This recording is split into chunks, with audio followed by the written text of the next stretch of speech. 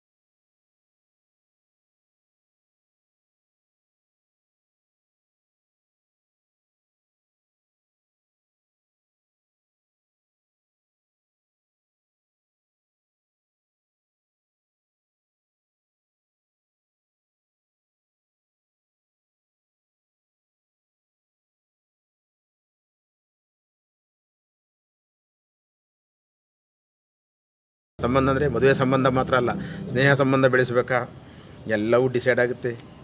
ಅಂಥ ಸ್ಥಿತಿಯಲ್ಲಿ ಇಳೆಯರಾಜ ಅವರು ನನಗೇನು ಆಗಿಲ್ಲ ಅಂತ ಹೇಳಿಕೆ ಕೊಟ್ಟಿರ್ಬೋದು, ಆದರೆ ನಮಗೆ ಆಗಿರುವಂಥ ಅವಮಾನ ಇದು. ಇಳೆಯರಾಜ ಅವರಿಗೆ ಒಂದು ದೇವಸ್ಥಾನಕ್ಕೆ ಹೋಗಿ ಅಲ್ಲಿನ ದೇವರ ಅಥವಾ ಪುರೋಹಿತಶಾಹಿಗಳ ವರವನ್ನು ಕೇಳುವಂಥ ಅಗತ್ಯ ಏನೂ ಇರಲಿಲ್ಲ.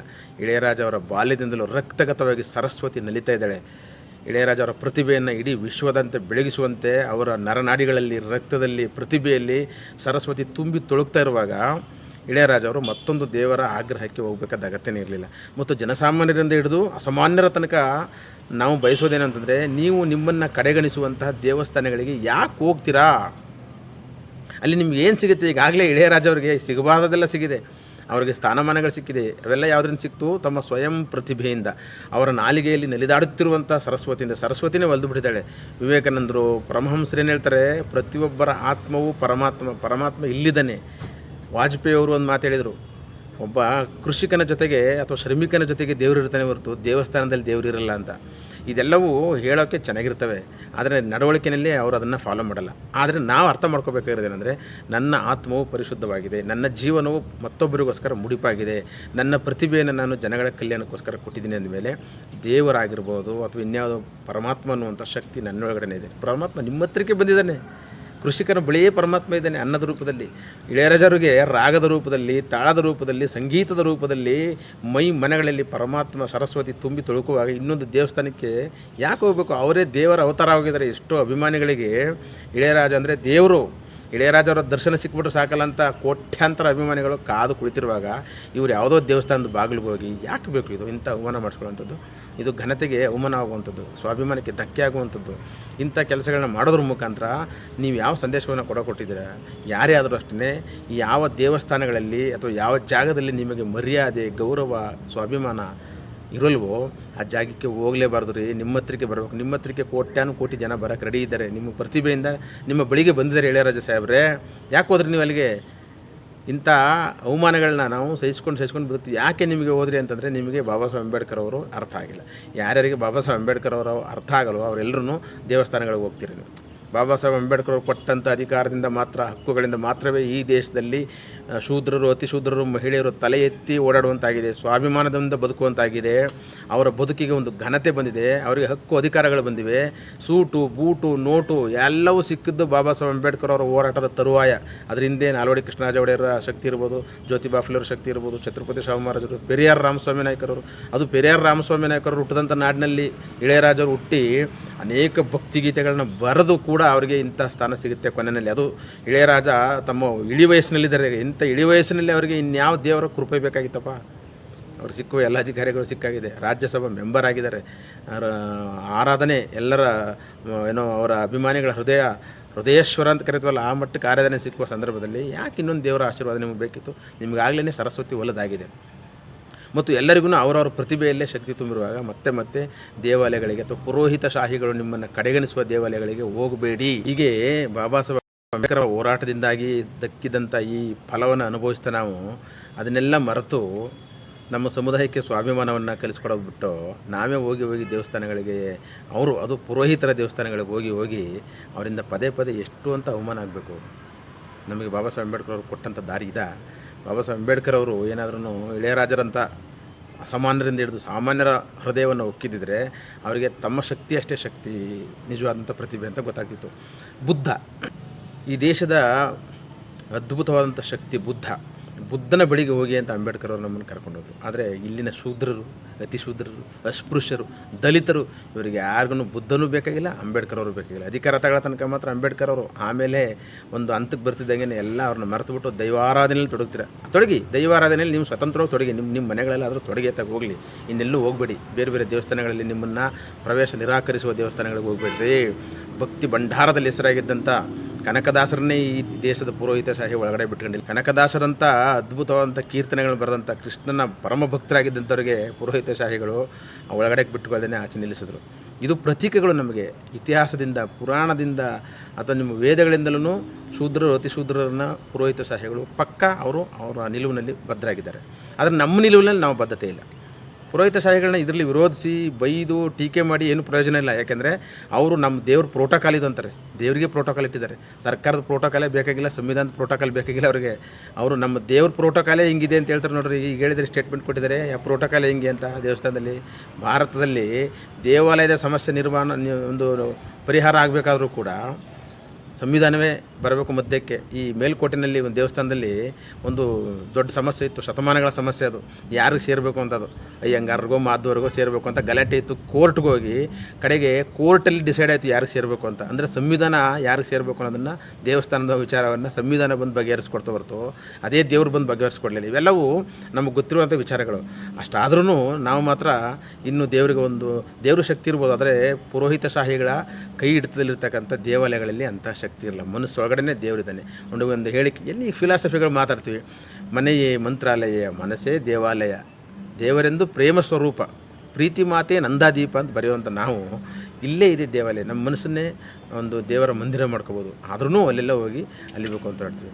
ಈ ನಮ್ಮ ಕನ್ನಡದ ಕವಿ ಚಿತ್ರ ಸಾಹಿತಿ ಕವಿರಾಜ್ ಅವರು ಒಂದು ಹಾಡು ಬರೀತಾರೆ ಸಂಗೀತದ ಬಗ್ಗೆ. ನಾನು ಯಾಕಿದ್ದು ಹೇಳ್ತಿದ್ದೀನಿ ಅಂತಂದರೆ, ಕಣಕಣದೆ ಶಾರದೆ ಕಲೆತು ಹೇಳು ಸಾಲದೆ, ಕಣಕಣದೆ ಶಾರದೆ ಕಲೆತು ಹೇಳು ಸಾಲದೆ ಅಂತ.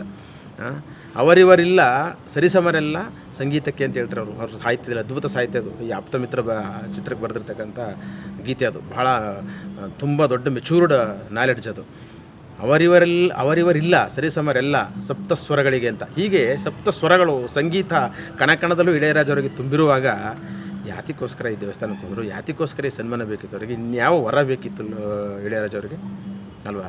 ಸೊ ಹಾಗಾಗಿ ಇದು ತುಂಬ ದೊಡ್ಡ ಘನತೆಯನ್ನು ಒಂದು ಪ್ರಶ್ನೆ ಮಾಡುವಂಥದ್ದು, ಅಥವಾ ನಮ್ಮ ಸ್ವಾಭಿಮಾನಕ್ಕೆ ಧಕ್ಕೆ ತರುವಂಥ ವಿಚಾರ. ಈ ವಿಚಾರಗಳು ಕೇಳಿದಾಗ ನಮಗೆ ಯಾಕಪ್ಪ ಇಂಥ ದೇಶದಲ್ಲಿ ಇದ್ದೀವಿ ಅಂತ ಅನಿಸುತ್ತೆ. ಎಂತಹ ಮೂಢಾತ್ಮರ ದೇಶದಲ್ಲಿ ಇದ್ದೀವಪ್ಪ ನಾವು. ಇನ್ನೂ ಅಸಮಾನತೆ, ಪ್ಯೂರಿಟಿ ಅನ್ನುವಂಥ ಒಂದು ರೋಗದಲ್ಲಿ ಇಂಪ್ಯೂರ್ ಆಗಿರೋರು ನರಳ್ತಾ ಇದ್ದಾರೆ. ಅವ್ರ ತಲೆ ಒಳಗಡೆ ಪ್ಯೂರಿಟಿ ಇಲ್ಲ, ಆದರೆ ಎಲ್ಲರ ಹತ್ರನೂ ಪ್ಯೂರಿಟಿಯನ್ನು ಬಯಸ್ತಾರೆ. ಮನುಷ್ಯ ತನ್ನ ಮನಸ್ಸಿನೊಳಗಡೆ ಕಲ್ಮಶಗಳು ತುಂಬ್ಕೊಂಡಿದ್ದಾನಲ್ಲ, ಅದನ್ನೇ ಯಾತ್ರೆಯಿಂದ ಹೋಗಲಾಡಿಸ್ತಾರೆ ಅವರು. ಜಾತಿ ಮತ ಭೇದ ಇವುಗಳಿಂದ ಒಬ್ಬ ವ್ಯಕ್ತಿಯ ಹಾಡನ್ನು ಆಸ್ವಾದಿಸಲಿಲ್ಲ ನೀವು ಇಷ್ಟು ವರ್ಷಗಳಿಂದ. ಆ ವ್ಯಕ್ತಿ ಜಾತಿಯನ್ನು ಕಾರಣಕ್ಕೋಸ್ಕರ ಅವನ ದೇವ್ರ ಮೇಲೆ ಬರೆದಂಥ ಗೀತೆಗಳನ್ನ ನಿರಾಕರಿಸ್ಬಿಟ್ರೆ ನೀವು. ಒಬ್ಬ ಮಿಯಾಸ್ಟ್ರೋ ಅಂತ ಕರೀತಾರೆ, ಸಂಗೀತ ಜ್ಞಾನಿ ಮಿಯಾಸ್ಟ್ರೋ. 7,000 ಚಿತ್ರಗಳಿಗೆ ಸಂಗೀತನ ಕೊಟ್ಟಂಥ ಅದ್ಭುತ, ಅದು ಅಲ್ಲದೆ ಕಳಪೆ ಸಂಗೀತಗಳೆಲ್ಲ ಅದ್ಭುತ, ಇಡೀ ಜಗತ್ತೇ ತಲೆದೂಗುವಂಥ ಸಂಗೀತ ಕೊಟ್ಟಂಥ ಒಬ್ಬ ವ್ಯಕ್ತಿಗೆ ಈ ಥರ ಒಂದು ಅವಮಾನ ಆಯ್ತಲ್ಲ, ಇದಕ್ಕೇನಂತ ಪ್ರತಿಕ್ರಿಯೆ ಕೊಡ್ತಾರಪ್ಪ? ಇದನ್ನ ಸರಿ ಅಂತಾರೆ, ನಮ್ಮ ಪ್ರೋಟೋಕಾಲ್ ಅಂತಾರೆ. ಸತ್ಯ, ಬ್ರಾಹ್ಮಣರ ಪ್ರೋಟೋಕಾಲು ಕರೆಕ್ಟ್ ಇದೆ. ಬ್ರಾಹ್ಮಣರು ನಮ್ಮನ್ನು, ಈ ದೇಶದ ನಿವಾಸಿಗಳನ್ನ ದೇವಸ್ಥಾನಗಳಿಗೆ ಸೇರಿಸಲ್ಲ ಅನ್ನೋದು ಸರಿ ಇದೆ, ಅವ್ರು ಕರೆಕ್ಟಾಗಿದ್ದಾರೆ. ನೀವು ಯಾತಿಗೆ ಹೋಗ್ತೀರ ಅಲ್ಲಿಗೆ? ನಾನು ಹೇಳೋದು ಶೂದ್ರ ಅತಿಶೂದ್ರ ಬಹುಜನ ಸಮುದಾಯಕ್ಕೆ ನೀವು ಯಾಕ್ರಯ್ಯ ಹೋಗಿ ಸಾಯ್ತೀರಾ ಆ ದೇವಸ್ಥಾನಗಳಿಗೆ? ಅವ್ರ ದೇವಸ್ಥಾನಗಳಿಗೆ ಹೋಗೋದು ನಿಲ್ಲಿಸಿ, ಅವ್ರ ದೇವಸ್ಥಾನಗಳಿಗೆ ಕಾಣಿಕೆ ಕೊಡೋದು ನಿಲ್ಲಿಸಿ, ಅವ್ರ ದೇವಸ್ಥಾನಗಳಿಗೆ ನೀವು ಪ್ರಯಾರಿಟಿ ಕೊಡೋದು ನಿಲ್ಲಿಸಿದ್ರೆ ಅವರು ಆಟೋಮೆಟಿಕ್ಕಾಗಿ ಅವ್ರವ್ರ ದೇವ್ರ ಪೂಜೆ ಮಾಡ್ಕೊಂಡು ಅವರೇ ಖುಷಿ ಆಗ್ತಿರ್ತಾರೆ. ಅವ್ರಿಗೂ ಗೊತ್ತಾಗುತ್ತೆ ಈ ದೇವರಿಂದ ನಮಗೆ ಯಾವ ಅನ್ನವೂ ಸಿಗಲ್ಲ, ಅಧಿಕಾರವೂ ಸಿಗಲ್ಲ. ಜನ ಬಂದರೆ ಮಾತ್ರ ನಮ್ಗೆ ಅನ್ನ, ಜನ ಬಂದರೆ ಮಾತ್ರ ನಮಗೆ ಒಂದು ಅಧಿಕಾರ ಸಿಗುತ್ತೆ, ಒಂದು ಬದುಕು ಸಿಗುತ್ತೆ ಅಂತ ಅವ್ರಿಗೆ ಗೊತ್ತಾಗಬೇಕು. ಇದನ್ನು ಗೊತ್ತು ಮಾಡಬೇಕು ಅಂದರೆ ಈ ದೇಶದ ಶೂದ್ರರು, ಅತಿಶೂದ್ರರು, ಮಹಿಳೆಯರು, ಯಾರ್ಯಾರು ಈ ದೇಶದ ದೇವಸ್ಥಾನಗಳಿಂದ, ಪುರೋಹಿತಶಾಹಿಗಳಿಂದ ಅನ್ಯಾಯಕ್ಕೆ, ಅಸಮಾನತೆಗೆ ಮತ್ತು ಅವಮಾನಗಳಿಗೆ ಒಳಗಾಗಿದ್ದರು ಅವರೆಲ್ಲರನ್ನೂ ಇಂತಹ ಜಾತಿವಾದಿ ಕಲ್ಮಶ ತುಂಬಿರುವಂಥ ದೇವಸ್ಥಾನಗಳನ್ನ ಧಿಕ್ಕರಿಸಬೇಕು. ದೇವ್ರನ್ನ ಧಿಕ್ಕರಿಸಬೇಕಾಗಿಲ್ಲ. ನೀವು ನಿಮ್ಮ ಮನೆಗಳಲ್ಲಿ ಒಂದು ದೇವ್ರ ಸ್ಥಾನ ಮಾಡ್ಕೊಂಡಿರ್ತಾರೆ, ಅಲ್ಲಿ ಬೇಕಾದ್ರೆ ಪೂಜೆ ಮಾಡಿ ನೀವು, ಅಥವಾ ನಿಮ್ಮ ಹೃದಯಗಳೇ ದೇವರು ಅಂತ ತಿಳ್ಕೊಳ್ಳಿ. ಹಾಗಾಗಿ ನೀವು ಮತ್ತೆ ತಲೆ ತಗ್ಗಿಸುವ ಕೆಲಸಗಳು ಮಾಡಬೇಡಿ. ಸಮುದಾಯಕ್ಕೆ ಅಂಥ ಒಂದು ತಪ್ಪು ಸಂದೇಶಗಳನ್ನ ಕೊಡಬೇಡಿ. ಇಳೆಯರಾಜ ಅವರು ಯಾವುದೋ ಕಾರಣಕ್ಕೆ, ಅಧಿಕಾರದ ಕಾರಣಕ್ಕೆ ಇವತ್ತು ನನಗೇನೂ ಆಗಿಲ್ಲ ಅಂತ ಅನ್ಬೋದೇನೋ, ಆದರೆ ನಮಗನ್ನಿಸುತ್ತೆ. ನಾವು ಪ್ರತಿದಿನ ಹಳ್ಳಿಯಲ್ಲಿ ನಿಂತ್ಕೊಂಡು ಅಂಥ ಘಟನೆಗಳನ್ನ ನೋಡಿದ್ದೀವಿ, ಸಿಟಿಗಳಲ್ಲಿ ನೋಡಿದ್ದೀವಿ. ಮತ್ತು ಇಳೆಯರಾಜರು ಬೇಕಾದಷ್ಟು ಇಂಥ ಅವಮಾನಗಳನ್ನ ಅನುಭವಿಸಿದ್ದಾರೆ. ಇದೊಂದು ಗೊತ್ತಾಯ್ತಲ್ಲ ಅನ್ನೋ ಕಾರಣಕ್ಕೋಸ್ಕರ ಅದ್ರ ಬಗ್ಗೆ ಒಂದು ಸ್ವಲ್ಪ ಕಾಂಟ್ರವರ್ಸಿ ಆಗಿರ್ಬೋದು, ಆದರೆ ಗೊತ್ತಿಲ್ಲದೇ ಬೇಕಾದಷ್ಟು ಕಷ್ಟ ನಿಷ್ಠುರಗಳನ್ನ ಅನುಭವಿಸಿರೋದ್ರಿಂದ ಇನ್ಮೇಲಾದ್ರೂ ನಮ್ಮ ಘನತೆಗೆ, ಸ್ವಾಭಿಮಾನಕ್ಕೆ ಧಕ್ಕೆ ಬರುವಂಥ ಯಾವ ಕೆಲಸಗಳನ್ನು ಈ ಸಮುದಾಯಗಳು ಮಾಡಬಾರ್ದು. ಮತ್ತು ಅಂತಹ ಘಟನೆಗಳು ನಡೆದಾಗ ಈ ಸಮುದಾಯದ ಹೋರಾಟಗಾರರು ಅವರ ಪರವಾಗಿ ನಿಲ್ಲಬಾರ್ದು. ಯಾರ ಪರವಾಗಾದರೂ ಅಷ್ಟೇ ನಿಲ್ಲಬಾರ್ದು. ದಯವಿಟ್ಟು ಈ ನಮ್ಮ ರಾಜಕಾರಣಿಗಳು, ಶೋಷಿತ ಸಮುದಾಯಗಳ ರಾಜಕಾರಣಿಗಳು ಪದೇ ದೇವಾಲಯಗಳಿಗೆ ಹೋಗಿ ಆಶೀರ್ವಾದ ಪಡ್ಕೋತೀವಿ, ಅವರಿಂದ ನಾವು ಏನೋ ಹೊರ ತಗೋತೀವಿ ಅನ್ನುವಂಥ ಈ ದುಷ್ಟ ಆಲೋಚನೆಗಳನ್ನ ದಯವಿಟ್ಟು ಬಿಟ್ಬಿಡಿ. ಇದು ಸಮುದಾಯಕ್ಕೆ ಕೊಡುವಂಥ ತಪ್ಪು ಸಂದೇಶ ಆಗುತ್ತೆ. ಸಮುದಾಯ ನಿಮ್ಮನ್ನು ನಾಯಕ ಅಂತ ಒಪ್ಕೊಂಡಿದೆ, ನಿಮ್ಮನ್ನೇ ನಾಯಕ ಅಂತ ಒಪ್ಕೊಂಡಿರುವಾಗ ನೀವು ಎಲ್ಲೋ ಹೋಗಿ ಇನ್ಯಾರ್ದೋ ಮುಂದೆ ಒಂದು ತಲೆ ತಗ್ಗಿಸುವಂಥ ಕೆಲಸಗಳನ್ನ ಮಾಡಿಬಿಡಿ ಅಂತ ಹೇಳ್ತಾ ಇವತ್ತಿನ ಈ ವಿಡಿಯೋ ಮುಗಿಸ್ತೀನಿ. ಎಲ್ರಿಗೂ ನಮಸ್ಕಾರ. Thank you.